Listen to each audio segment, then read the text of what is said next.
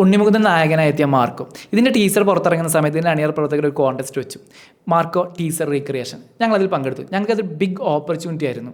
കാരണം ഇന്ന് വരെ ഞങ്ങൾ ഇതുപോലൊരു കോൺടെസ്റ്റിൽ പങ്കെടുത്തിട്ടില്ല. ഒരു ടീസർ റീക്രിയേഷൻ, ഒരു വീഡിയോ പോലും റീക്രിയേറ്റ് ചെയ്തിട്ടില്ല. ഒക്കെ റീമേക്ക് ചെയ്തിട്ടുള്ളൂ. ചില റീല് പോലെയൊക്കെ ചെയ്തിട്ടുണ്ടെന്നല്ലാതെ റീക്രിയേഷൻ ഇതുവരെ ചെയ്തിട്ടില്ല. ഞങ്ങൾക്കിതൊരു ബിഗ് ഓപ്പർച്യൂണിറ്റി ആയിരുന്നു. അങ്ങനെ ഞാൻ ഇതിൻ്റെ എഡിറ്ററും ഡയറക്ടറുമായ ഷാമിലുമായിട്ട് ഡിസ്കസ് ചെയ്തു, ഇതെങ്ങനെ ചെയ്യാം, ഇത് ഏത് രീതിയിൽ ചെയ്യാമെന്നൊക്കെ ഞങ്ങൾ ഡിസ്കസ് ചെയ്തു. അങ്ങനെ ഫൈനലി ഞങ്ങൾ ഡിസിഷനിലെത്തി. ആസ് എ ക്യാമറമാൻ എൻ്റെ ഭാഗത്തുള്ള ഇതിൻ്റെ കോൺട്രിബ്യൂഷൻ എന്ന് പറഞ്ഞു കഴിഞ്ഞാൽ ഇതിൻ്റെ ലൈറ്റിംഗ് ആൻഡ് കോമ്പോസിഷൻ അത് മാത്രം ഞാൻ നോക്കിയാൽ മതിയായിരുന്നു. ഇതിൻ്റെ ഈ ടീസറിൻ്റെ ഓരോ ഷോർട്ട് വൈസ് ഷോട്ട് ഞാൻ സ്ക്രീൻഷോട്ട് എടുത്ത് വെച്ചിട്ട് ഇതിലെങ്ങനെയാണ് ലൈറ്റിംഗ് ചെയ്തിട്ടുള്ളത്. ഈ ലൈറ്റ് സെറ്റപ്പ് ഉണ്ടെങ്കിൽ പോലും ഈ ഒരു ആർട്ട് വർക്ക് ഞങ്ങൾക്ക് എന്തായാലും കൊണ്ടുവരാൻ കഴിയില്ല. ഞങ്ങൾക്ക് അഫോർഡബിൾ അല്ല.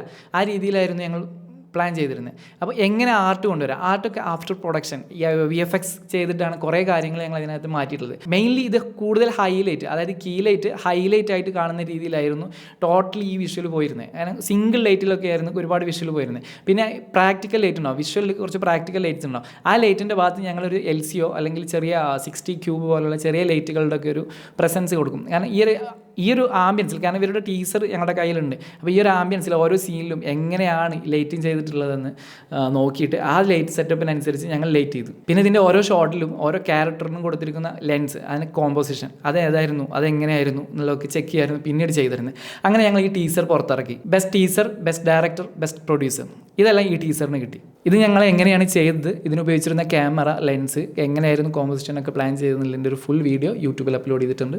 Thanks for watching.